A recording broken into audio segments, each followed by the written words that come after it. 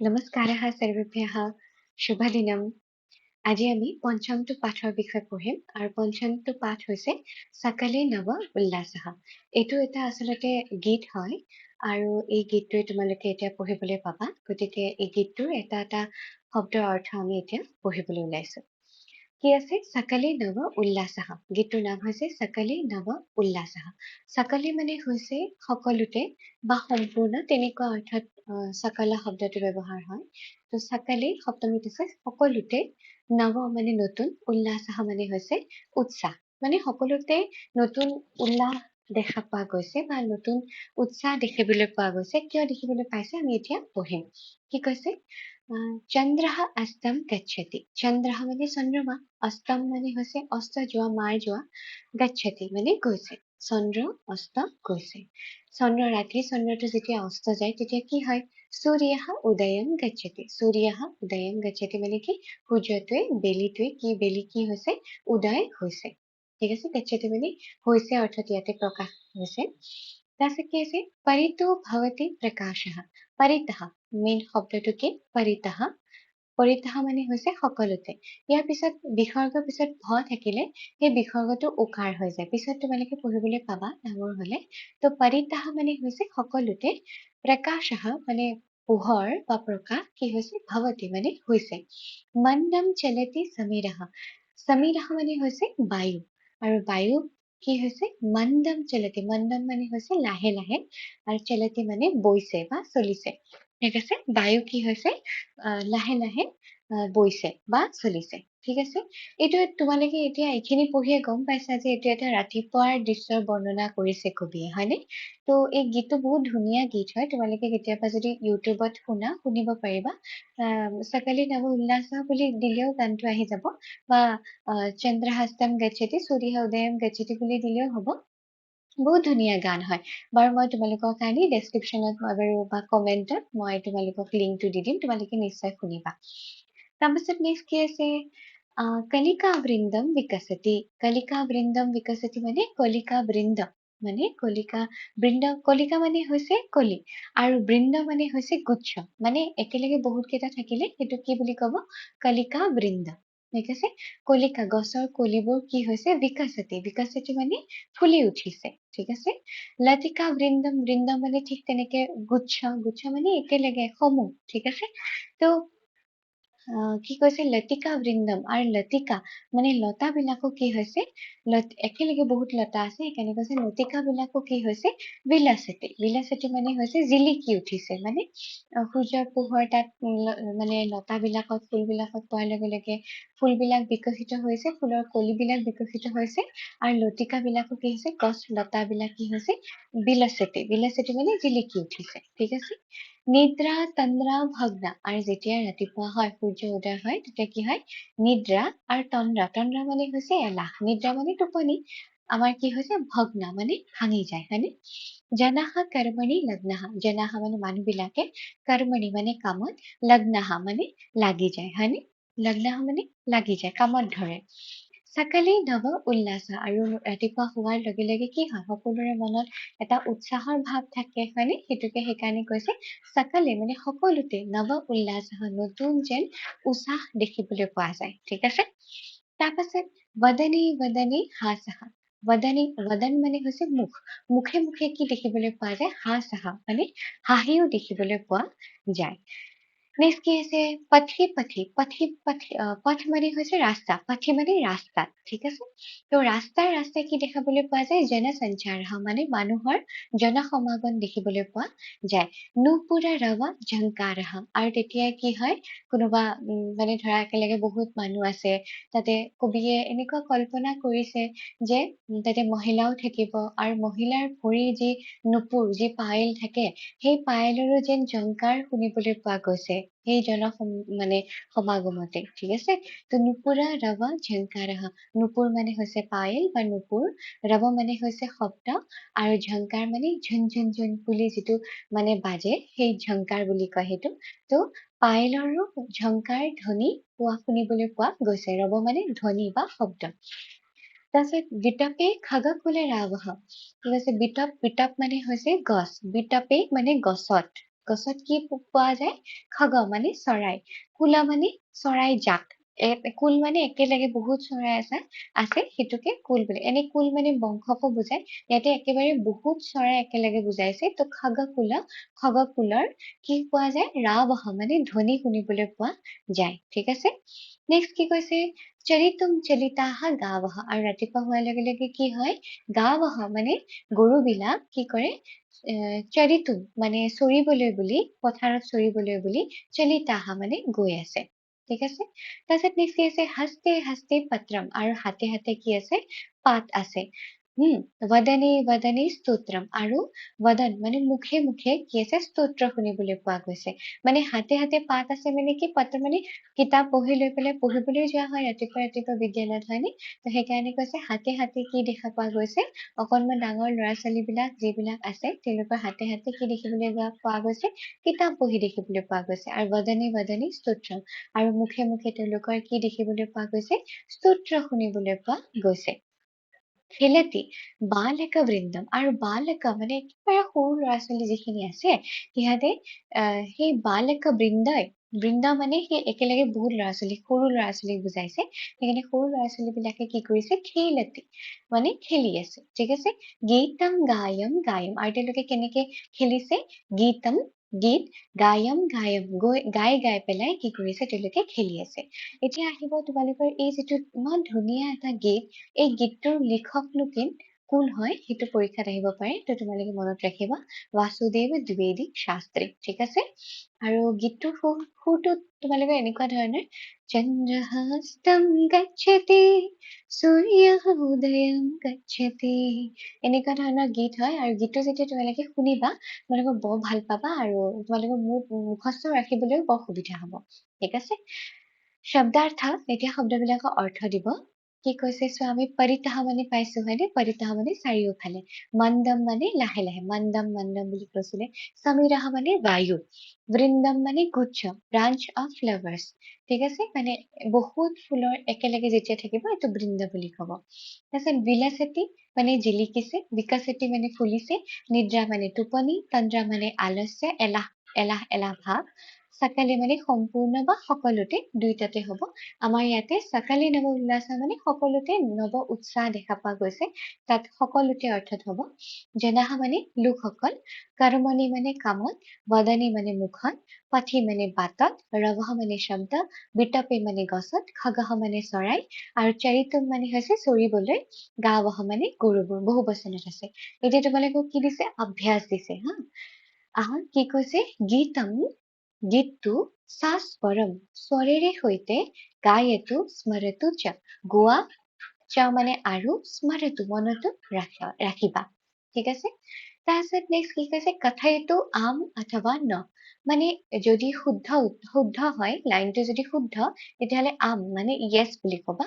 আৰু যদি ভুল হয়, লাইন বিলাক যদি ভুল হয় তেতিয়াহ'লে যদি কি কবা?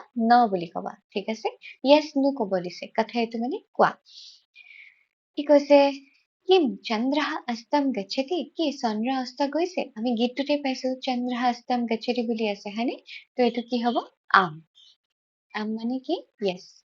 কিম প্ৰকাশঃ কেৱলম বৃক্ষেষু अस्ति, কি প্ৰকাশ কেৱল বৃক্ষতে আছে? বৃক্ষ বিলাকতে, গছ বিলাকতে আছে? নাই, হয়নে? কি আছিলে? পৰিতো ভৱতি প্ৰকাশঃ, মানে পৰিতঃ মানে চাৰিওফালে প্ৰকাশ আছিলে, গতিকে তুমি কি লিখিবা?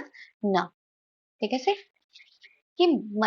কিম সমীৰः মন্দম চলতে, এইটোতো গম পাইছা, সমীৰः মানে বায়ু মন্দম চলতে সমীৰः বুলি আছে, গতিকে এইটো কি হব? আম। তাৰপিছত কিম লতিকা বৃন্দম বিকশতে, এই লতিকা বৃন্দ মানে বিকশিত হৈছে নেকি? নাই, কি আছিলে? লতিকা বৃন্দম বিলসতি আছিলে, তো এইটো কি হব? ন। কোন তেতিয়াহলে বিকশতি আছিলে? কলিকা বৃন্দম বিকশতি আছিলে, হয়নে? তো সেইকাৰণে গানটো মুখস্থ কৰিলে তোমালোকৰ এই কুৱেশ্যন এনচাৰ বিলাক শুদ্ধ হব। নেক্সট কি আছে? কিম সৰ্বত্ৰ উল্লাসঃ अस्ति, সকলোতে উল্লাস আছে নেকি সুধিছে। কি আছিলে? হয়নে? সকালে নৱ উল্লাসঃ আছিলে, গতিকে এইটো কি হব? আম হব। হয়, সকালে নৱ, সকালে মানে সকলোতে, সৰ্বত্ৰ মানে সকলোতে, তো কি সকলোতে উল্লাস আছে, উৎসাহ আছে? হয়, সকালে অথবা সৰ্বত্ৰ উল্লাসঃ अस्ति। কি মুখে হাসঃ अस्ति, কি মুখত হাঁহি আছে? আমি পাইছিলো নহয় কি আছিলে ৱদনে ৱদনে হাসহ বুলি ৱদন মানে হৈছে মুখ গতিকে হয় এইটো আম তাৰপিছত কিম জনাহ মাৰ্গে সন্তি হয় মানুহবিলাক ৰাস্তাত আছিলে হয়নে কি বুলি আছিলে লাইনটো পথি পথি জনসঞ্চাৰঃ পথি মানে ৰাস্তাই হয় তো ৰাস্তাত মানুহৰ জনসমাগম দেখিবলৈ পোৱা গৈছিলে সেইকাৰণে এইটো শুদ্ধ কিম খগাহ সৰোবৰে সন্তি কি খগাহ মানে চৰাইবিলাক সৰোবৰে সন্তি সৰোবৰত আছিল নেকি নাছিলে হয়নে ক'ত আছিলে বিত্তপে বুলি আছিলে বিত্তপে মানেও গছত আছিলে গতিকে এইটো কি হ'ব নহ'ব ঠিক আছে নেক্সট কি আছে কিম গাৱাহ গৰুবিলাক চৰিতুম গচ্ছন্তি গৰুবিলাক চৰিবলৈ বুলি গৈছে নেকি হয় হয়নে তো কি লিখিবা আম লিখিবা মই এনে কাৰেকশ্যন আৰু তোমাৰ কাটা চিন দিছো তোমালোকে এইটো আম বা ন হিচাপে লিখিবা কিম বালকাহ পঠন্তি না বালকাহ কি আছিলে বালক বিলাকে সৰু ল'ৰা ছোৱালী বিলাকে খেলি আছিলে হয়নে গীত গাই গাই আৰু যিখিনি ডাঙৰ আছিলে তেওঁলোকে হাতে হাতে কিতাপ বহি তুলি লৈছিলে তো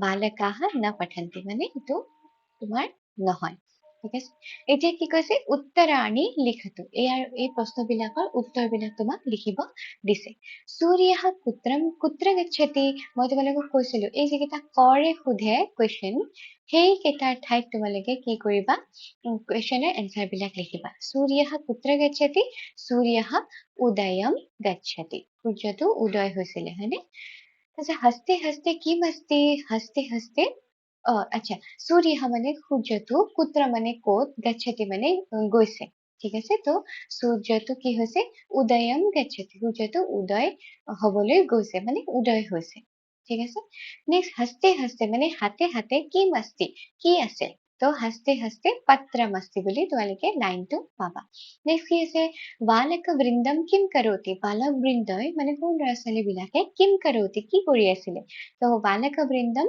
খেলতি ঠিক আছে বালিকা বৃন্দম খেলতি কৰোতিটো নালাগে ঠিক আছে মানে এনচাৰত নালাগে স্তোত্ৰম কুত্ৰ আস্তি স্তোত্ৰ ক'ত আছিলে স্তোত্ৰম বদনে আস্তি মুখে মুখে স্তোত্ৰ আছিলে হয়নে তো স্তোত্ৰম মুখে অথবা বদনে আস্তি শব্দটো বদনে শব্দটো কিতাপত আছে সেইকাৰণে তোমালোকে স্তোত্ৰম বদনে আস্তি হিচাপে লিখিবা কা ভগ্ন কি ভগ্ন হয় ৰাতিপুৱা উঠিলে ৰাতিপুৱা হলে কি ভগ্ন হয় আমাৰ নিদ্ৰা তন্দ্ৰা ভগ্না হয়নে নিদ্ৰা তন্দ্ৰা ভগ্না হৈ গল গোটেইকেইটা এনচাৰ আমি পাই গলো পঢ়িলো তাৰপিছত কি আছে বিলোম পদানি ইউজেটো বিলোম মানে হৈছে বিপৰীত শব্দটোৰ লগত তুমি এইটো মিলাব দিছে গচ্ছতি মানে যোৱা আগচ্ছতি মানে অহা ঠিক আছে উদয় মানে হৈছে উদয় হোৱা গতিকে উদয়ৰ বিপৰীত কি হব অস্ত যোৱা হয়নে নিদ্ৰা মানে টোপনি যোৱা আৰু জাগি থকাটো কি হয় জাগ্ৰত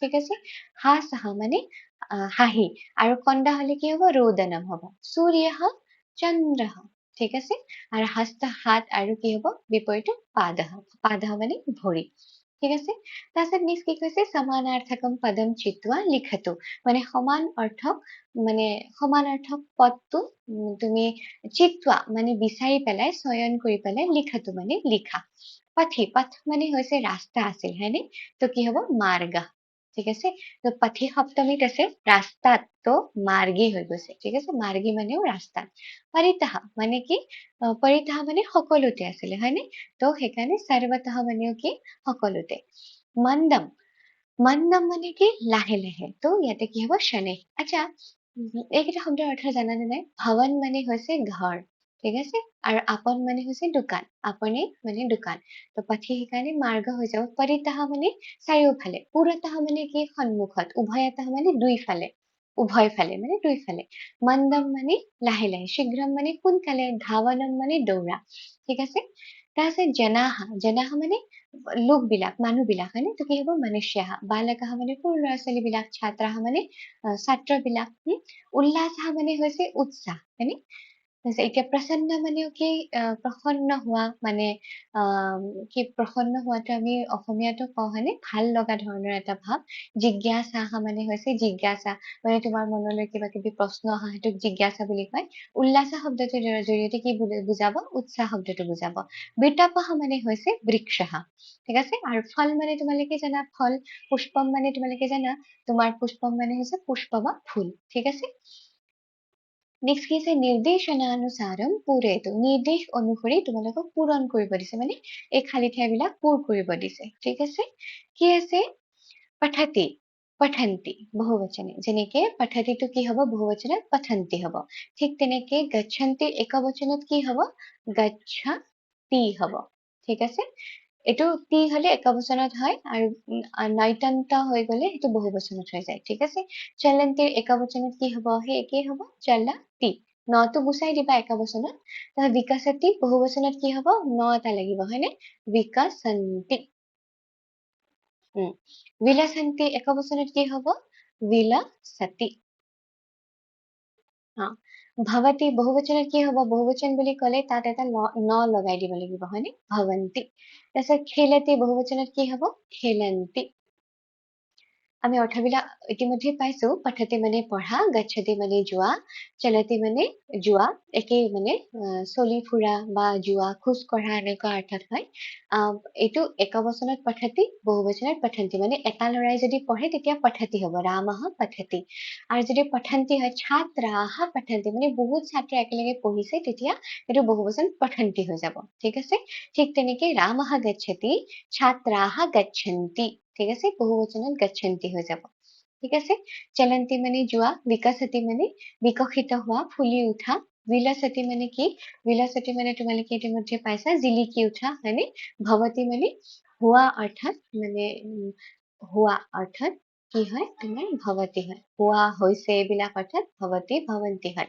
বহুবচনত ভৱন্তি হয় খেলতি মানে খেলা আৰু খেলন্তি বহুবচনত হ'ব তাৰপাছত কি আছে চোৱা ৰিক্ত স্থানানি পুৰেতো ৰিক্ত স্থান পূৰণ কৰিব দিছে মানে খালী ঠাই পূৰ কৰিব দিছে কি আছে এইটো চোৱা কি অস্ত গৈছিলে চন্দ্ৰঃ অস্তম গচ্ছতি হয়নে তো চন্দ্ৰঃ অস্তম গচ্ছতি নুপুৰ ৰৱ ঝংকাৰঃ হয়নে আমি এইখিনি বস্তু গোটেইখিনি গানটোত পাইছোৱে নুপুৰ ৰৱ ঝংকাৰঃ তাৰপিছত খেলতি কোনে খেলি আছিলে বালক বৃন্দম বালক বৃন্দম হৈ গল বিকাশতি বিকাশতি কোনবিলাক বিকশিত হৈ উঠিছিলে কি ফুলি উঠিছিলে তো কলিকা বৃন্দম হয়নে কলিবিলাক কি হৈ গৈছিলে ফুলি উঠিছিলে তো কলিকা বৃন্দম ঠিক আছে হৈ গল তাৰপিছত বদনে বদনে কি আছিলে বদনে বদনে মুখে মুখে কি আছিলে স্তোত্ৰম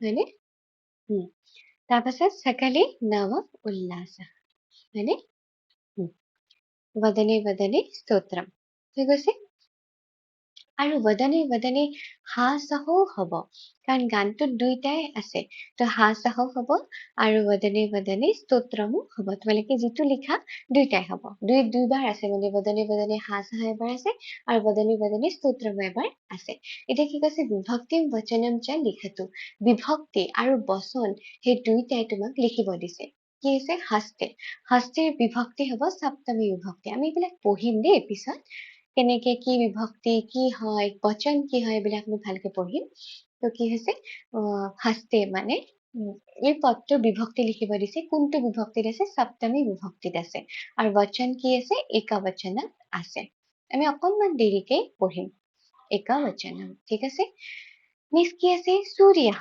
সূৰ্যটো কি হ'ব কোনটোত আছে প্ৰথমা বিভক্তি আৰু ইয়াতে সূৰ্যঃ আছে তো এইটো কি হ'ব একবচনেই হ'ব মই কমা দি থৈছো তোমালোকে কমা নিদিবা দেই একবচনম বুলি লিখিবা সমীৰঃ ইয়াতেও কি হ'ব কি বিভক্তি হ'ব প্ৰথমা বিভক্তি হ'ব আৰু ইয়াতেও কি হ'ব বচনটো একবচনেই হ'ব ঠিক আছে নেক্সট কি আছে পথি পথি মানে ৰাস্তা তো এইটো ৰাস্তা ত এটা আছে নহয় তো সপ্তমী বিভক্তি হ'ব আৰু একবচনেই হ'ব ঠিক আছে একবচনম তাৰপিছত গাৱঃ গাৱঃটো কি ক'ত আছে প্ৰথমা বিভক্তিতে আছে কিন্তু কিহত আছে বহুবচনত আছে বহুবচনত আছে কেনেকে হয় কি হয় মই তোমালোকক পঢ়াম পিছত তোমালোকে এতিয়া এইখিনি এনেই মনত ৰাখা সপ্তমী বিভক্তিত আছে মুখে আৰু তোমাৰ কি বচনত আছে একবচন ঠিক আছে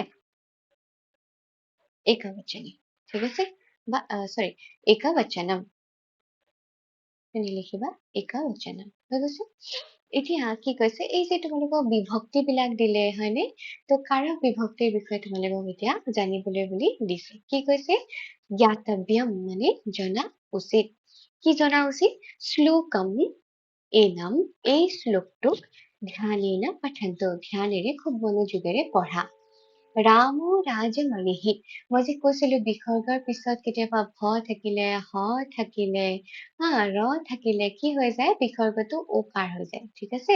তো ইয়াতেও আচলতে কি ৰামহা আছে তো ৰামহা ৰাজমণিহি মানে ৰাম হৈছে ৰজাবিলাকৰ শিৰোমণি মানে আটাইতকৈ শ্ৰেষ্ঠ ৰজা কোন ৰাম হয় ঠিক আছে। সদা বিজয়তে আৰু সেই ৰামৰ কি হয় ৰাম কেনেকুৱা হয় সদা বিজয়ী হয় মানে সদায় তেখেত বিজয়ী প্ৰাপ্ত হৈ আহিছে আৰু সদা বিজয় প্ৰাপ্ত তেওঁ তেনেকুৱা ৰজাবিলাকৰো যি শিৰোমণি স্বৰূপ তেনেকুৱা ৰাম হয় ৰামচন্দ্ৰ। আমি ৰাম সীতাৰ বিষয়ে পাইছো হয়নে। তো তেনেকুৱা ৰাম প্ৰভু শ্ৰীৰাম আমি প্ৰভু হিচাপে মানো অৱতাৰ হিচাপে মানো বিষ্ণুৰ হয়নে। তো তেওঁ কেনেকুৱা ধৰণৰ আছিল ৰজাবিলাকৰ ভিতৰতে ৰাজমণি মানে একেবাৰে শ্ৰেষ্ঠ শিৰোমণি আছিলে শ্ৰেষ্ঠ ৰজা আছিলে আৰু তেওঁ সদা বিজয়ী আছিলে। সদা বিজয়ীতে মানে সদা বিজয়ী ৰাম আছিলে। ৰামম ৰমেশম ভজে ৰামম তেনেকুৱা ৰামক যি নেকি ৰমা ঈশা ৰমা মানে হৈছে তোমাৰ লক্ষ্মী আৰু ঈশা মানে হৈছে গৰাকী মানে ৰমা লক্ষ্মীৰ হাজবেণ্ড লক্ষ্মীৰ গৰাকী লক্ষ্মীৰ পতি স্বামী যি বিষ্ণু সেই বিষ্ণুৰে অৱতাৰ ৰামক মই কি কৰিছো ভাজে মানে মই নমস্কাৰ জনাইছো বা তোমাৰ প্ৰণাম কৰিছো ঠিক আছে। বুজি পালা ৰামৰে বিশেষণ বিলাক দিছে। কি কৈছে ৰাম কেনেকুৱা হয় ৰজাবিলাকৰ ভিতৰতে আটাইতকৈ শ্ৰেষ্ঠ ৰজা হয় শিৰোমণি হয় হয়নে। আৰু তেনেকুৱা ৰজা আৰু ৰাম কেনেকুৱা সদা বিজয়ী হয় মানে সদায় তেওঁৰ বিজয় হৈছিলে। তেনেকুৱা ৰাম যি নেকি ৰমা লক্ষ্মীৰ পত্নী হয় তেওঁক মই ভাজে আহম ভাজে মই মানে কি কৰো নমস্কাৰ জনাইছো মই প্ৰণাম কৰো। ৰামেনা অভিহতা নিশাচৰ সমূহ ৰামেনা ৰামৰ দ্বাৰাই অভিহতা মানে হত্যা কৰা হৈছিল বা নিহত কৰা হৈছিল নিশাচৰ সমূহ নিশাচৰ মানে হৈছে ৰাতি যি চৰে নিশাচৰ চমুহ মানে হৈছে ৰাক্ষস তো ৰাতি চৰা বা ৰাক্ষস মানে নিশাচৰ ৰাক্ষস সকলক এই ৰামৰ দ্বাৰাই অভিহত কৰা হৈছিলে মানে তোমাৰ নিহত কৰা হৈছিলে মানে মৰা হৈছিলে। ৰাক্ষস বিলাকে বহুত অত্যাচাৰ কৰিছিলে হয়নে। সেই ৰাক্ষস বিলাকক কোনে মাৰিছিলে ৰামৰ দ্বাৰাই মৰা হৈছিলে। ৰামায়া তস্মৈ নমঃ তস্মৈ তেনেকুৱা ধৰণৰ ৰামায় মানে ৰামলৈ বুলি মই কি কৰিছো নমস্কাৰ জনাইছো ঠিক আছে। ৰামাত নাস্তি পৰায়ণম ৰামাত মানে ৰামতকৈ বেছি বা ৰামতকৈ পৰায়ণ মানে মহত্বপূৰ্ণ নাস্তি আৰু একো বস্তুৱেই নাই ঠিক আছে। ৰামতকৈ পৰায়ণ মানে শ্ৰেষ্ঠ বা মহত্বপূৰ্ণ আৰু একোৱেই নাই। তাৰ পাছত পৰতৰম মানেও তোমাৰ হৈছে শ্ৰেষ্ঠ ঠিক আছে। ৰামতকৈও শ্ৰেষ্ঠ বা মহত্বপূৰ্ণ আৰু একোৱেই নাই ঠিক আছে। ৰামস্য দাসো अस्मि অহম মই সেই ৰামৰে ৰামস্য মানে ৰামৰ দাস মানে দাস अस्मि হয় মই অহম अस्मि মানে মই হয় মই সেই ৰামৰে কি হয় দাস হয় ঠিক আছে। মই সেই ৰামকে প্ৰভু হিচাপে স্বামী হিচাপে মই মানো ঠিক আছে। ৰামে চিত্তলয় আৰু সেই ৰামতে কি হয় চিত্তলয় মোৰ মন চিত্ত মানে হৈছে মন আৰু লয় মানে হৈছে বিলীন হোৱা আৰু সেই ৰামতে মোৰ কি হয় মনটো বিলীন হৈ গৈছে। সদা ভৱতু সদা ভৱতু মানে সদায়ে হওক কি হওক মে মানে মোৰ ভৌহ ৰাম হে ৰাম ভৌহ মানে কাৰোবাক যেতিয়া সম্বোধন কৰি মাতে তেতিয়া ভৌহ বুলি মাতে ঠিক আছে। তো ভৌহ ৰাম হে ৰাম মাম উদ্ধাৰ মোক উদ্ধাৰ কৰা মামো উদ্ধাৰ হৈ আছে যে এইটো তোমাৰ সন্ধি হৈ আছে কি হব সন্ধিটো ভাঙিলে মাম উদ্ধাৰ ঠিক আছে। মোক উদ্ধাৰ কৰা তেনেকুৱা হে প্ৰভু শ্ৰীৰাম মোক উদ্ধাৰ কৰা তুমি। আৰু দাস এইটো ভাঙিলে কি হব দাস তাৰপাছত अस्मि তাৰপাছত নেক্সট আহম ঠিক আছে। গোটেই কেইটা মিলি পেলাই কি হৈ গৈছে দাসস্ম্যহম হৈ গৈছে। তোমালোকে এই ডাঙৰ ডাঙৰ সন্ধিবিলাক পিছত পঢ়িবলৈ পাবা। তো এইটো এটা কি ধুনীয়া শ্লোক এটা দিছে হয়নে।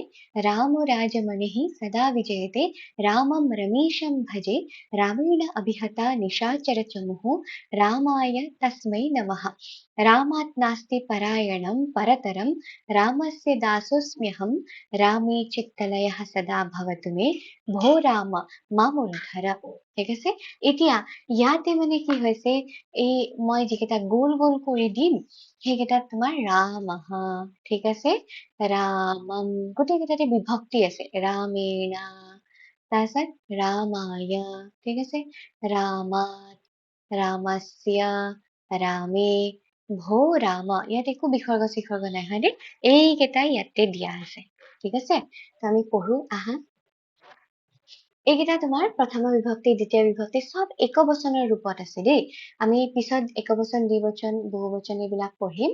এইকেইটা বৰ্তমান একবচনত মানে এটাৰ কথা কোৱা হৈছে, গতিকে একবচনত আছে। ঠিক আছে, ৰাম মানে এজন ৰামে, এজন ৰামক, এজন ৰামৰ দ্বাৰা, এজন ৰামলৈ, মই এজনটো লগাই দিছো এইকাৰণে যে একবচনত আছে। ঠিক আছে, এজন ৰামৰ পৰা, ৰামে এজন ৰামৰ তাত, এজন ৰামৰ, আৰু সেই এজন ৰাম, মানে মই একবচনত বুজাবলৈ তোমালোকক এজন এজনকে লগাই দিছো।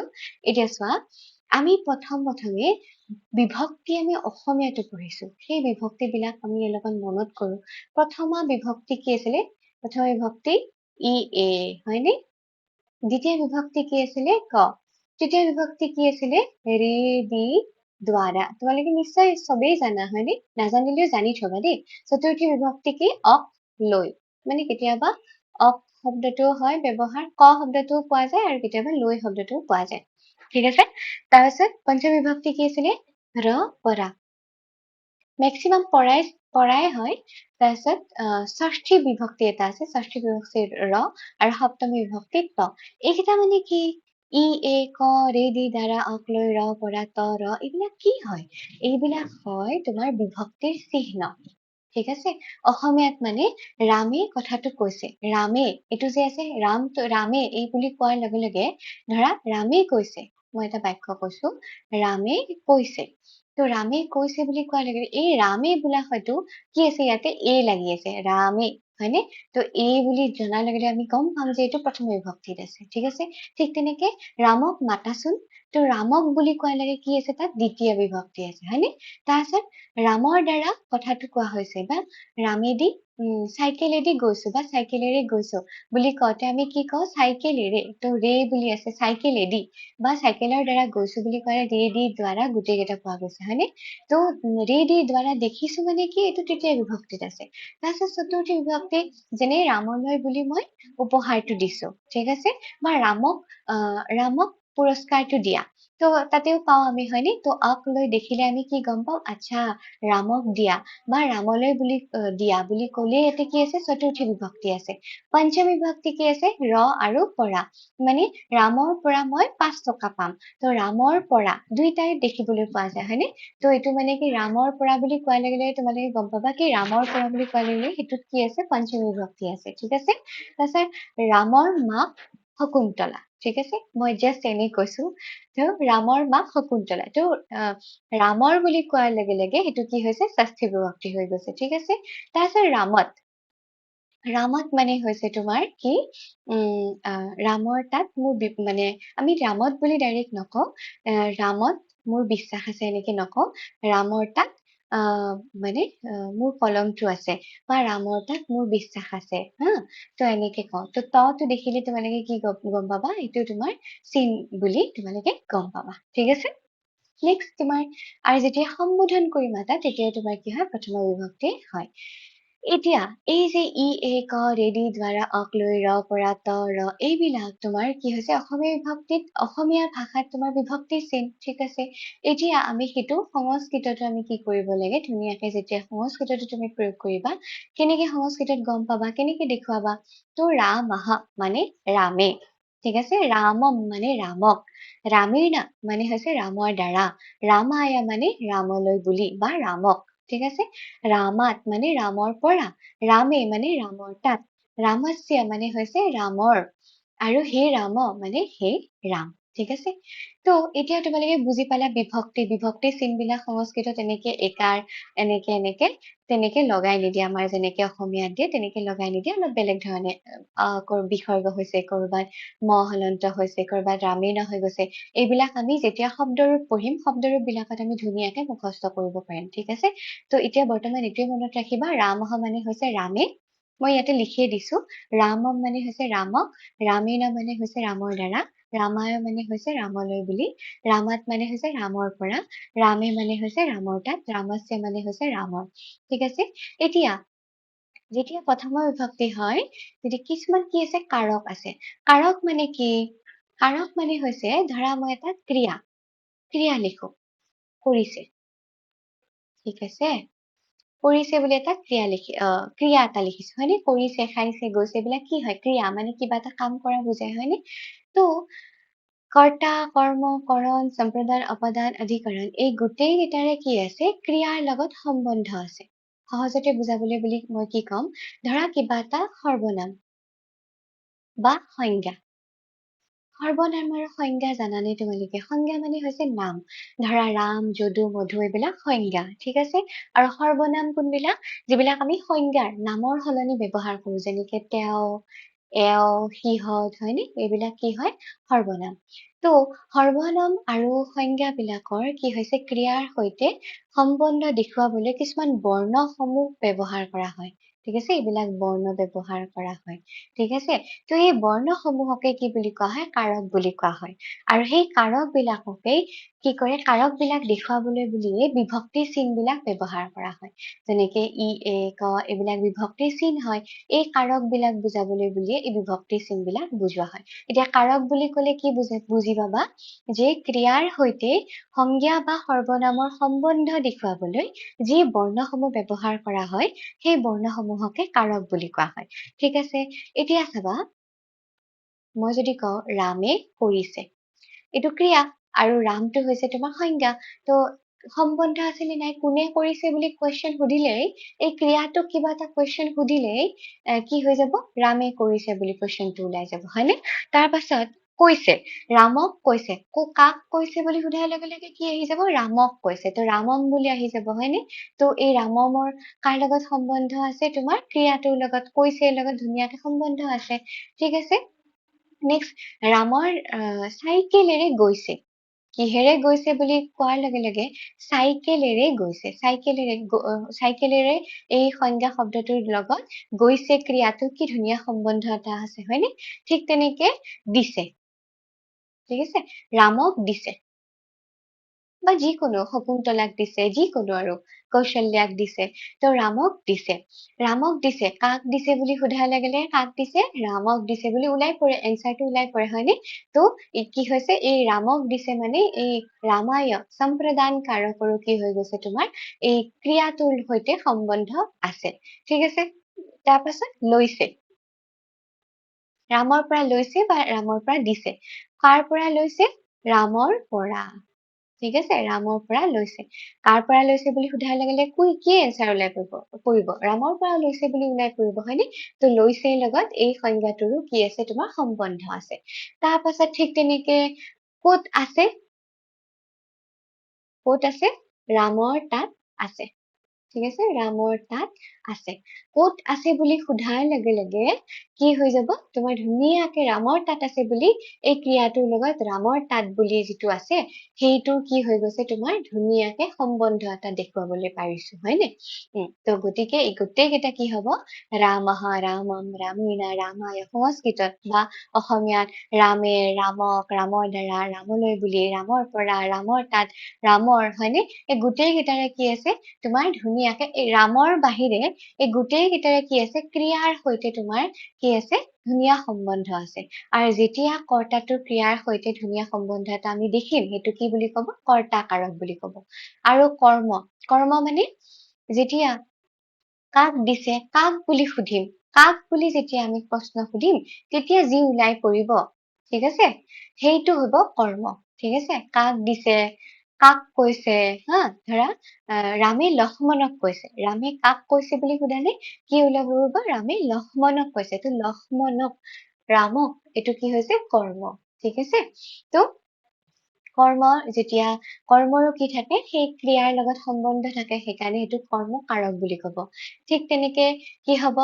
ৰামৰ দ্বাৰা এনেকুৱা অৰ্থত বা চাইকেলেৰে এনেকুৱা অৰ্থত তোমাৰ কি হ'ব কৰণ কাৰক ইউজ হয় ঠিক আছে আৰু সেইটোৰো কি থাকে তোমাৰ ক্ৰিয়াৰ লগত ধুনীয়াকে সম্বন্ধ থাকে তৃতীয় বিভক্তি হয় কৰণ কাৰক ঠিক আছে কৰ্তা কৰ্ম কৰণ সম্প্ৰদান দান অৰ্থত কাৰোবালৈ বুলি তুমি যদি কিবা এটা দিছা সেইটো সম্প্ৰদান হয় তো যেতিয়া কাৰোবালৈ বুলি দিছা যেনেকে ৰামক দিছা বা ৰামলৈ বুলি দিছা সেইটো কি ক্ৰিয়াৰ লগত কি ধুনীয়াকে সম্বন্ধ আছে হয়নে কৰ্তা পদৰ তো সেইটো কি হৈছে তোমাৰ সম্প্ৰদান কাৰকত গুচি যাব দান দিয়া অৰ্থত কিবা ঠিক আছে অপাদান মানে লোৱা অৰ্থত বা পৃথক অৰ্থত কাৰোবাৰ পৰা ধৰা তুমি কিবা লৈছা কাৰোবাৰ পৰা কিবা এটা বস্তুৰ পৰা কিবা এটা বস্তু ধৰা পৃথক হৈছে গছৰ পৰা পাত সৰিছে তো পাত সৰা কামটো তোমাৰ যিটো ক্ৰিয়া আছে পাত সৰিছে কি সৰিছে ক'ৰ পৰা সৰিছে বুলি সোধাৰ লগে লগে ওলাই পৰিব হয়নে গছৰ পৰা সৰিছে তো গছৰ পৰা পাত সৰিছে তো সৰা কাৰ্যটোৰ লগত তোমাৰ কি হৈছে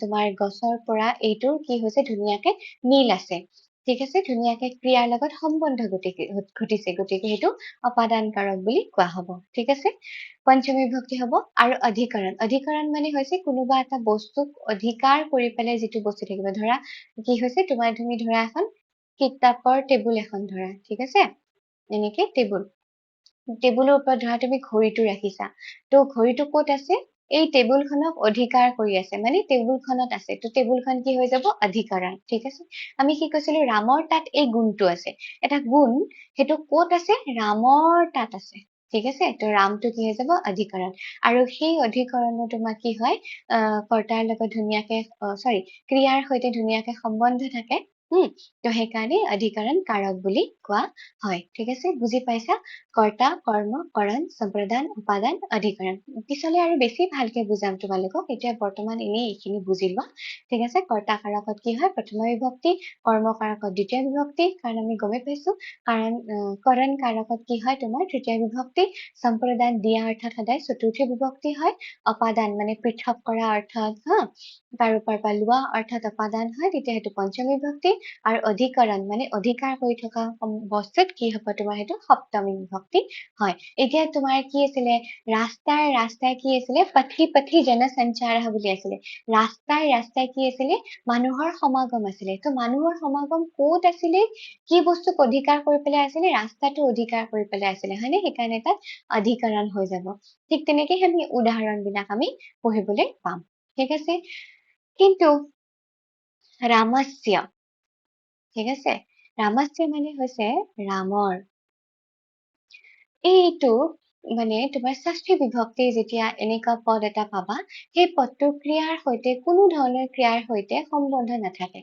ধৰা মই যদি কওঁ ৰামৰ কৰিছে হ'ব নেকি নাই হোৱা বাক্যটো গঠন হোৱা নাই ৰামৰ দিছে নাই হোৱা তাৰ পাছত ৰামৰ গৈছে হৈছে নেকি নাই ক্ৰিয়াৰ সৈতে কোনো ধৰণৰ সম্বন্ধ তাতে আমি পোৱা নাই হয়নে তো সেইটো সেইকাৰণে কি হৈছে এইটো সম্বন্ধ কাৰক নহয় বুলি কৈছে ঠিক আছে তো এইটো যিটো মানে তোমাৰ সম্বন্ধ অৰ্থতে আচলতে হয় কিন্তু তাৰ ক্ৰিয়াৰ সৈতে কোনো ধৰণৰ তোমাৰ কি নাথাকে ক্ৰিয়াৰ সৈতে অন্যয় নাথাকে বা ক্ৰিয়াৰ সৈতে কোনো ধৰণৰ সম্বন্ধ নাথাকে ঠিক আছে সেইকাৰণে এইটো কাৰক নহয় ষষ্ঠী বিভক্তি যিটো সম্বন্ধ কাৰক নহয় বুলি কোৱা হয় ঠিক আছে কাৰণ এইটো কি হয় এই ৰামৰ পদটো লগোৱাৰ পিছত এনেকুৱা ধৰণৰ বিভক্তি চিন লগোৱাৰ পিছত ৰামৰ হৈ যোৱাৰ পিছত ৰামৰ বুলি কোৱাৰ পিছত কোনো ক্ৰিয়াৰ সৈতে খাইছে গৈছে কৰিছে কোনো ক্ৰিয়াৰ সৈতে তাৰ কি নহয় সম্বন্ধ নহয় মানে নিমিলে ঠিক আছে সেইকাৰণে এইটো কাৰকৰ ভিতৰত নধৰে কাৰণ কাৰক হবলৈ হলে কি হব লাগিব কোনোবা এটা ক্ৰিয়াৰ সৈতে তাৰ কি থাকিব লাগিব ধুনীয়াকে মিলি যাব লাগিব সেই সংজ্ঞা শব্দটোৰ বা সেই সৰ্বনাম শব্দটো ক্ৰিয়াৰ লগত সম্বন্ধ থাকিব লাগিব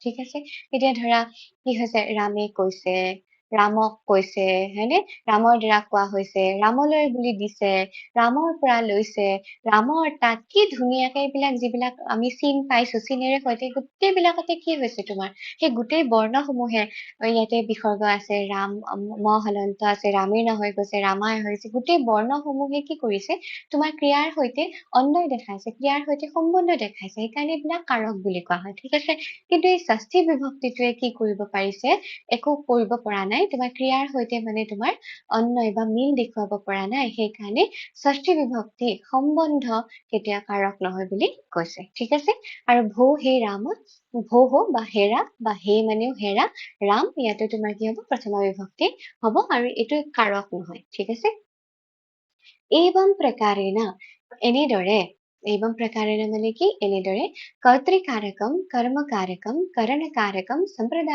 সম্প্ৰদানকাৰকম अपादानकारणम কাৰকম অধিকৰণকাৰকম এতানি ষট কাৰণানি ভৱন্তি এইকেইটা কি হয় ছয়টা কাৰক পোৱা যায় এতিয়া তোমালোকে সুধিব পাৰে যে কেইটা কাৰক আছে তো ছয়টা কাৰক আছে কেইটা বিভক্তি আছে সাতটা বিভক্তি আছে মানে ষষ্ঠী বিভক্তিটো আছে কিন্তু ষষ্ঠী বিভক্তিটো কাৰক নহয় কাৰণে ছয়টা কাৰক ঠিক আছে আৰু সাতটা বিভক্তি ঠিক আছে কাৰকেইটাৰ নাম কি কৰ্তা কৰ্মকৰণ সম্প্ৰদান অপদান অধিকৰণ ঠিক আছে কাৰক মানে মই ক'লো ইতিমধ্যে যে যি সংজ্ঞা বা সৰ্বনামৰ কি হয় তোমাৰ ক্ৰিয়াৰ সৈতে তোমাৰ সম্বন্ধ থাকে সেইবিলাকক কাৰক বুলি কোৱা হয় ঠিক আছে আৰু কাৰক আছে বুলি তাত দেখুৱাবৰ কাৰণে আমি বিভক্তি চিনবিলাক ব্যৱহাৰ কৰো যেনেকে প্ৰথমে বিভক্তি অসমীয়াটো আমি তেনেকে বিভক্তি চিনবিলাক দেখুৱাও হয়নে তো সংস্কৃততো তেনেকুৱা বিভক্তি চিন কৰবাত বিসৰ্গ পোৱা যায় হয়নে কৰবাত আমি ম হলন্ত কৰবাত ৰামিনা হৈ যায় কৰবাত য় এটা আহি যায় কৰবাত